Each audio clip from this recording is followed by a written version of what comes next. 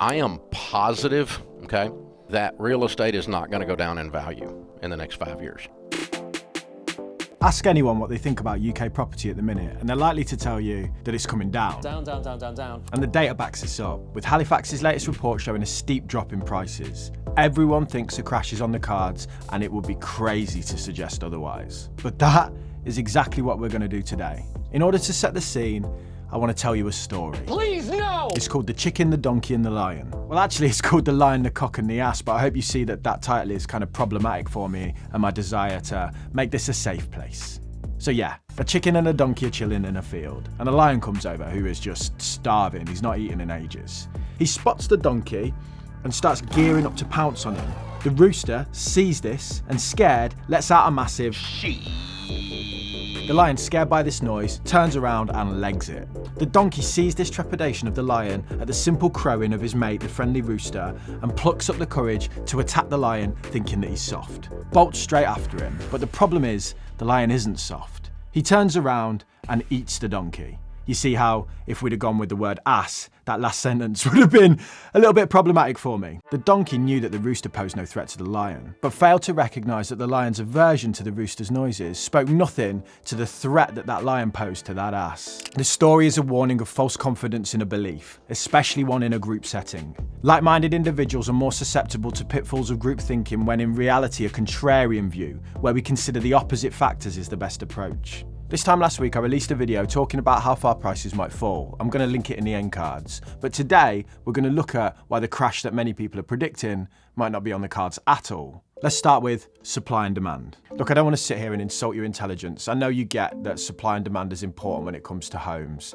But really, we need to speak about it because it's the backbone of the argument as to why prices are going to fall or crash. For the sake of this video, let's say a crash is a 30% drop in prices. When we talk about demand for homes, we need to talk about it in terms of new households. In 2018, we had 23.2 million households in the UK. That number is forecasted to grow to 26.9 million by 2043. Population growth, changes in lifestyle like more people getting divorced and living alone, and then immigration or net immigration are all factors that contribute to that constant need for more new households in this country. These figures I'm quoting are coming from the Office of National Statistics. And I know a lot of people will question the accuracy of these figures, but the point I want to make is there's this continuing increasing pressure on the demand side. More and more new households are required every year. So faced with this massive uptick in population, this huge growth in the amount of people living in the UK, you would think that the government would get busy and crack on with a load of building, wouldn't you? Well, you'd be wrong. Time to speak about the supply side. Get Britain building and make sure we've got homes for our people. There's a load of discussion about just how many new homes we need, but this paper called Tracking the Undersupply of Housing seems to kind of hammer the point home best. They say that the National Housing Federation pin it at 340,000 homes a year are required to catch up and meet growth in demand. So the UK government take this figure and go, yeah, okay, well, we want to get 300,000 new homes. The 40,000 just keeps the market on its toes, I guess. So how's it been going? Awfully. The top purple line is the 340k we need. The bottom purple line is the government's target, and the green line is how we've actually done. Now, in order to defend this, they're going to sit here and say, well, throughout that period of time, there have been a series of events that have meant that we couldn't hit the building target. The financial crisis, COVID as examples. You know, unprecedented times. I just want to go back to the times of precedence. But let's not beat around the bush here. They've come nowhere near hitting that target, even in 1 year across that whole time period. I used to work in sales, and if I got given a target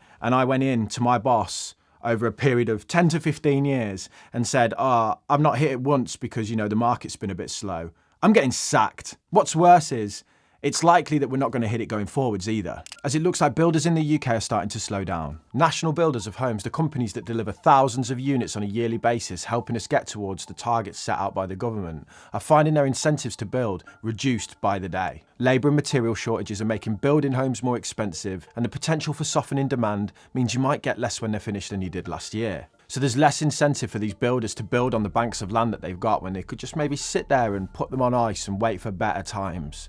Again, this further constricts the supply of new homes into the market. But that's new homes. If we look at the data now, we can actually see that the existing market is constricted still. Property Mark, which is a professional body for the estate agent industry, said that currently their members have about 31 properties available for sale in each branch. This is down from the pre-pandemic levels of 51, showing there is a constraint in supply even to pre-pandemic levels. This pre-pandemic level thing is really important, and we're going to come back to that in a second. Now, they also report that houses are taking longer to sell at the moment, 40 days in October instead of 32 in May, which is a big increase and speaks to the softening demand. But again, look at that in the context of even just a couple of years ago. Demand is slowing, yes, but supply remains constrained, and homes are still at this point selling quickly in comparison to the average even just a few years ago. This supply and demand debate has raged on for years in this country, and it's this imbalance between the lack of homes and the demand for them that's driven prices up over the recent decades. And if I had to bet, long term, I would say that that's not going to fix itself and that prices will continue to rise.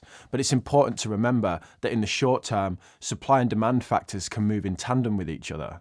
A collapse in demand because of a lack of affordability could also be met by a decrease in supply, as builders are less incentivized to build, or people don't sell their homes because they think, well, it's a rubbish market, I'm just going to sit on the property.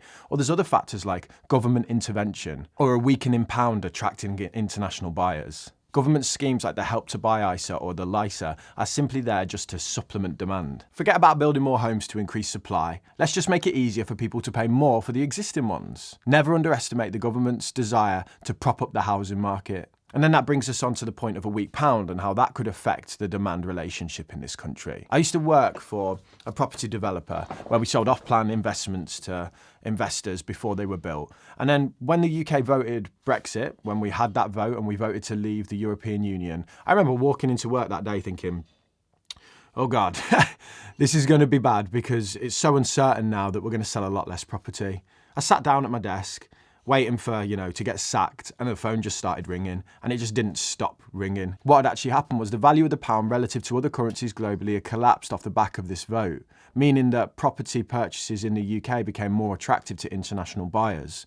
And that boosted demand, so much that Manchester's property market boomed off the back of that demand. These supply and demand points ebb and flow, pushing against each other to impact long-term price trends. And it can be hard to say how changes in the relationship will really affect the prices. But we're talking about the predictions of crashes today, a big drop in the prices of houses over the next 12 to 18 months. And if there's one thing that's sure to cause that, it's a flood of motivated sellers coming to the market, dumping their homes who need to sell. The key argument in the prices are going to come down hard camp is that people simply won't be able to afford their homes at higher interest rates. That mortgages are now more expensive. Add to this the cost of living crisis, and you're going to get a lot of people that are forced to sell. Those forced or motivated sellers dump their properties on the market, increasing the supply, and prices come down. Currently, many homeowners are sheltered from interest rate rises by being on fixed rate mortgages, but around 300,000 people a quarter are coming off these deals and being forced to refinance at much higher rates. It is true that rates have shot up, and we're unlikely to see a return to the low rates that many property owners have enjoyed for the last 10 years or so. But recently, the rates have actually started to drop. If you look at this table which shows the different fixed rate deals available, it's very telling. 5-year deals are the same price or lower than the 2-year fixed deals, which is against the common logic that you pay more to lock in a rate for the longer term. This pricing of 5-year fixes suggests that lenders expect rates to come down. Rates shot up in the wake of Liz Truss's mini-budget and are now coming back down again as Jeremy Hunt has steadied the ship a little. It's a reminder that rates can go both ways. And while the Bank of England base rate is forecasted to rise into 2023, we're also in a recession at the minute. And one of the reactions of central banks to recessions is to lower interest rates in order to stimulate the economy. So we might see in 12 months that they're actually dropping the rate. And all of the people on fixed rate deals now that are coming to an end might sidestep this period of really high mortgage rates. But even if they didn't, the argument is they should be able to afford it anyway because of stress testing.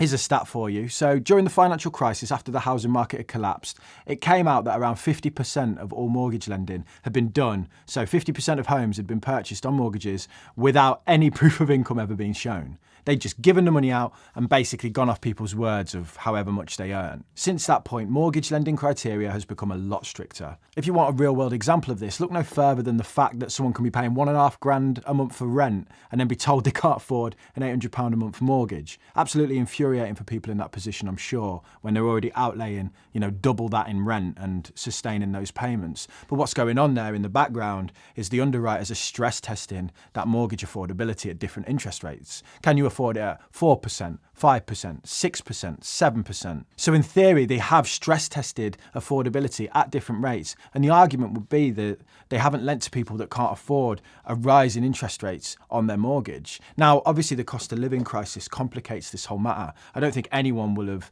foreseen energy bills becoming such a massive part of the household budget on a monthly basis. So that does throw it out of whack. But I think we're in a different time than we were, say, 07, 08, where half of people hadn't even proven their income. Now, we can actually look at some data here to support this argument that loads of people are motivated at the minute to sell their homes and come into the market and dump in them. The government produces statistics on the amount of court claims for repossessions, and while it won't capture all motivated sellers, many motivated sellers won't be repossessed. They'll just simply sell their homes on the open market before they get to a point where they end up in court. But if we see a spike in the amount of repossession claims, we can maybe take that as a sign that more people are struggling to pay their mortgages and thus are being repossessed. The headlines make for scary reading within this data. Compared to the same quarter of 2021, mortgage possession claims have increased from 2,832 to 3,680, a 30% jump. So in 12 months, everything has shot up. More people are being repossessed. But the last line of this is crucial. These figures are between 50 to 60% of pre-COVID baselines. Yet again, these figures are rising, but they're still not at pre-pandemic levels. Now, there will be a lag in this data because essentially you need to wait for people to be taken to court for it to appear.